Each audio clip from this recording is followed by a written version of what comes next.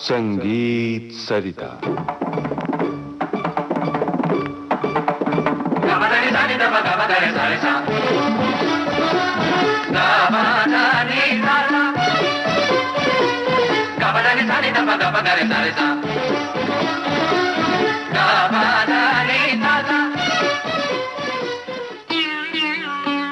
प्रस्तुत है श्रृंखला रंजनी रुद्रवीणा।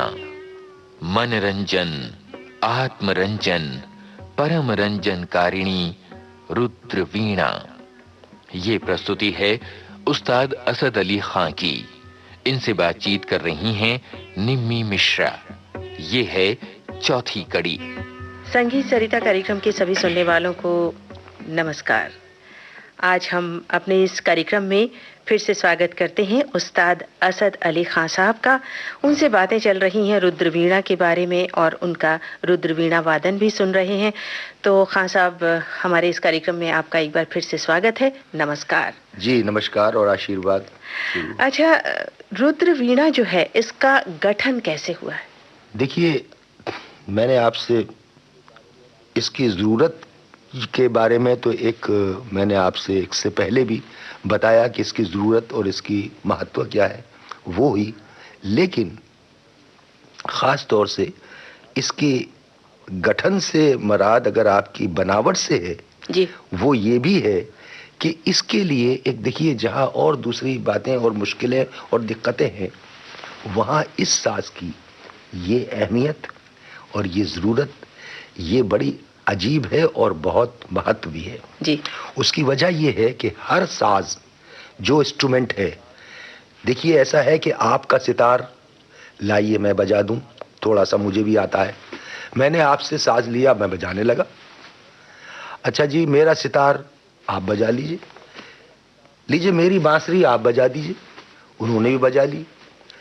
तो ये साज के बदलने में एक दूसरे में कोई ख़ास फ़र्क दिक्कत ज़रूर होती है, क्योंकि जिस साज पे रियाज ना हो उसमें दिक्कत ज़रूर है। लेकिन आपका सितार मैं बजा सकता हूँ, मेरा सितार आप बजा ली सकती हैं। आपका सुरबहार मैं बजा सकता हूँ, मेरा सुरबहार आप बजा लीजिए। आपकी बांसुरी मैं फूंक लूँगा, आप मेरी बांसुरी फूंक दीजिए। अच्छा, तो क्या मेरी वीणा भी आप बजा लेंगी? नहीं, ये नहीं हो सकता। ये बाजार में इस तरह नहीं मिलेगी। ये कैसे होगा कि जाइए पहले मेकर को जाके अपने शरीर का नाप दीजिए। ऐसा जनाब, जैसे कि कमीज सिलवाने के लिए, सूट सिलवाने के लिए, ब्लाउज सिलवाने के लिए आपको अपने शरीर का नाप देना है कि जी मुझे ये कोट पहनना है, इसलिए आपके शरीर का वो सिएगा, वरना तो हर शरीर का थोड़ी आएगा। तो इसका मतलब ये हुआ कि धारण करना है जो इंस्ट्रूमेंट, पहनना है जो, इसलिए उसमें नाप की जरूरत है आपके शरीर की, वरना तो ये वीणा आपके कंधे पे नहीं आएगा, आपके शरीर पे नहीं आएगा, या तो तुम निकल जाएगा या चोट ही रह जाएंगी। अच्छा। क्योंकि मैं आपसे मोटा हूं, आप मुझसे दुबली हैं। अच्छा तो बच्चे की बीन अलग होगी जी, ये भी है। अच्छा, तो उसके बाद दुबले की अलग होगी, अच्छा ये भी है। अच्छा, तो मोटे की अलग होगी, तो जाहिर है तो फिर उम्र के हिसाब से भी होगी। तो इसका नाप दीजिए जाके हुए। अब वो उस नाप की बनाएगा, क्योंकि ये धारण करना है। हाँ, मैंने सिर्फ बजाना नहीं है, धारण भाजन करना नहीं है, बल्कि बजाना भी है। तो आपके शरीर का ये एक अंग है। हाँ। तो भगवान शिव का, क्योंकि सबसे बड़े देवता की इजाद है, इसलिए मेरे पिताजी ये समझाते थे और कहते थे कि हर साज गोद में रखकर, जमीन पर रखकर, सीने से लगाकर बजाया जाता है। लेकिन ये क्योंकि देवता की इजाद है, इसलिए आप पर सवारी होकर, शरीर पर सवार होकर ये बजाया जाएगा, और इस शरीर से कंट्रोल करना पड़ेगा। लीजिए, अब दूसरी मुश्किल शुरू हुई। शरीर से कंट्रोल क्या मतलब है? पहले तो बैठिए आप। बैठिए से क्या है जी? वज्रासन में बैठिए। तो अब जाके पूछिए जिन जो आसनों का यानी कि जानते हैं, हाँ। जिन ऋषि और मुनियों से, जहां लोग यानी योगा की क्लास करते हैं, तो योगा भी आ गया अब। तो अब ये देखिए धर्म से क्यों जुड़े हुआ है हमारा संगीत। मतलब ये सिर्फ संगीत ही नहीं है जी, नहीं, हमारा संगीत पूरा, चाहे आप गायन करें, यानी जिस वक्त यानी कि गायन करें या कि आप वाद्य करें, तो वो संगीत जो है वो गायन और ये यूं जुड़ा हुआ है कि वो ये नहीं है कि कुर्सी पे बैठ के और या खड़े होकर गिटार बजाने लगे या उसमें गाने भी लगे खड़े होकर। नहीं, वो शास्त्रीय यूं है कि पहले तो आप बैठिए, अच्छा, बैठिए से मतलब उस आसन से बैठिए। हाँ, मतलब आपकी बैठक सही होनी चाहिए। सही भी होनी चाहिए, दूसरी वो बैठक वो होनी चाहिए जो पोस्चर आपके जिस्म से आवाज निकाले जनाब। ये योगी बताएगा, ये गुरु बताएगा, ये वो शास्त्रकार बताएगा जो शास्त्रों जिस तरह से आवाज को निकालने के लिए एक तरीका होता है। जब आप सीखेंगी, इसीलिए तो ध्रुपद से लोग घबराते हैं।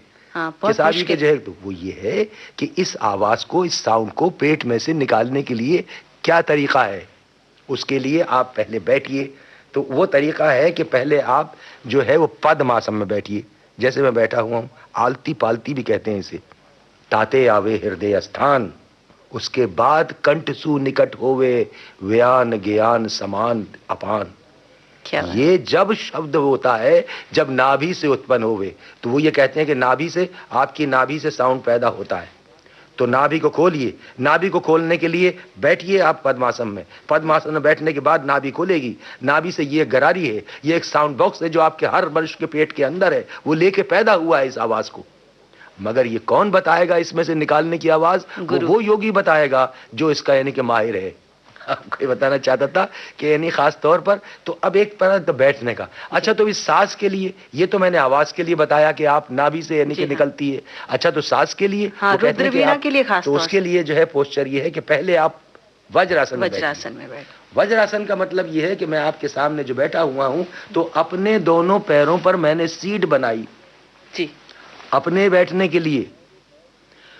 उन दो पैर जो पीछे हैं उसकी सीट बनी है। ये दोनों नी पर, इन यानी कि जो है घुटनों पर, इन पैरों पर मेरा पूरा जिस्म का वजन है। उसके बाद अब ये वजन कंट्रोल हुआ पूरे जिस्म का। उसके बाद आपके ऊपर सवार हुआ इंस्ट्रूमेंट। तो अपने जिस्म को साधिए। पहले तो बैठे रहिए, कहीं ये निकल गए पैर नीचे से तो बमाए सांस के नीचे गिरेंगे। तो बजाने से पहले बैठने का रियाज कीजिए। अच्छा, बजाएंगे तो आप बाद में, पहले बैठने का रियाज कीजिए। जब बैठने का रियाज हो जाए और कम से कम आधे घंटे आप बैठ जाएं, तो फिर आप सांस को बिठाइए अपने ऊपर। जब सांस पूरे शरीर पर यानी कि फिक्स हो जाए, क्योंकि वो बनाने वाले ने आपके जिस्म का बनाया है, है। जब वो बनाया है तो फिर उसके बाद उसको कंट्रोल रखिए। अच्छा, वो कंट्रोल किस तरह से करना है वो आपको आदत वो भी गुरु बताएगा कि कहीं वो तोंबा पहले पीछे से, बगल में से पीछे ना निकल जाए, कंधे पे से पीछे ना गिर जाए। अच्छा, आपने इस बीच में मैं एक और सवाल करना चाहती हूँ कि आपने कब से बजाना शुरू किया है? पहले आपको गायन सीखना पड़ेगा जी, और गायन इतना सीखना पड़ेगा कि कम से कम ध्रुपद याद कर सकें और स्वरों की जो है वो किस्म और स्वरों का मालूमात हो जाए कि भाई कौन सा सुर किस मकाम पर है। इतना गायन सीखना होगा। उसके बाद वॉइस कल्चर भी है जो गुरु सिखाते हैं कि भाई सा की आवाज़ कैसे निकलेगी, तो ऋषभ कैसे निकलेगी, गंधार कैसे होगी, मध्यम कैसे होगी, ये भी तालीम होती है। उसके बाद सितार होती है दूसरी मंजिल आई कि सितार बजाइए। सितार बताते हैं गुरु। तो सितार इतना बताइए कि ये उंगलियां जो है वो आदी हो जाए, कम से कम ये रवा होने के लिए, तारों पे घूमने के लिए, और उन सुरों पे भी कम से कम सही जगह पर करने के लिए। वो भी एक खास किस्म का सितार है, खास किस्म की तालीम है जो वीणा वाद का सितार है, जो अब वो भी यानी कि जो आज के दौर में यानी कि नहीं है। और वो गतें, वो बंदिशें वो बनाई जाती हैं, उससे होता है।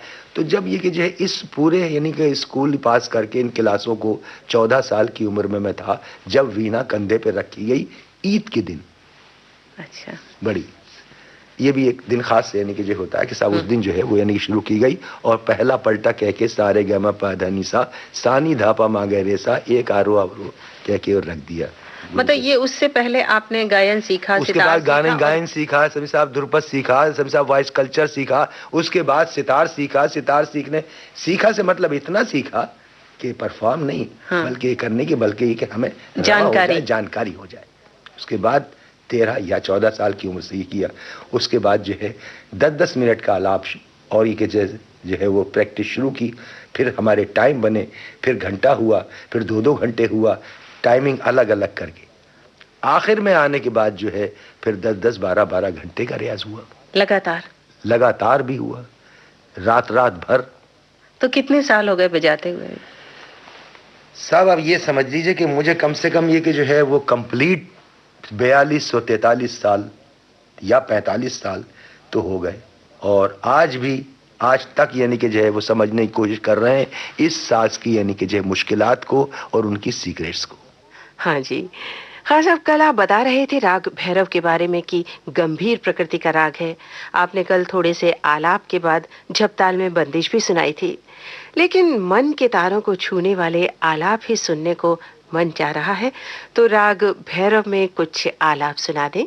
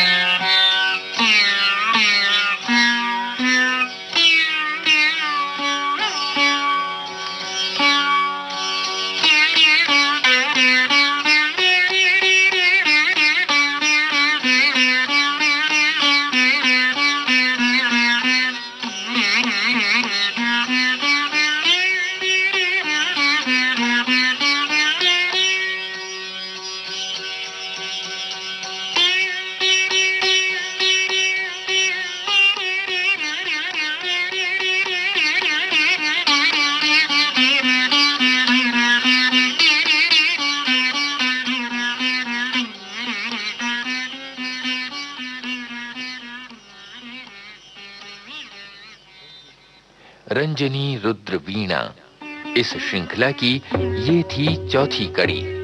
इस श्रृंखला के प्रस्तुतकर्ता हैं उस्ताद असद अली खां। इनसे बातचीत की है निम्मी मिश्रा ने। मृदंगम पर संगत राधेश्याम शर्मा की, तकनीकी सहायक दिनेश दाभोलकर, प्रस्तुति सहायक वीणा रायसिंघानी। विविध भारती के संग्रहालय से प्राप्त इस कार्यक्रम की प्रस्तुतकर्ता कांचन प्रकाश संगीत। गा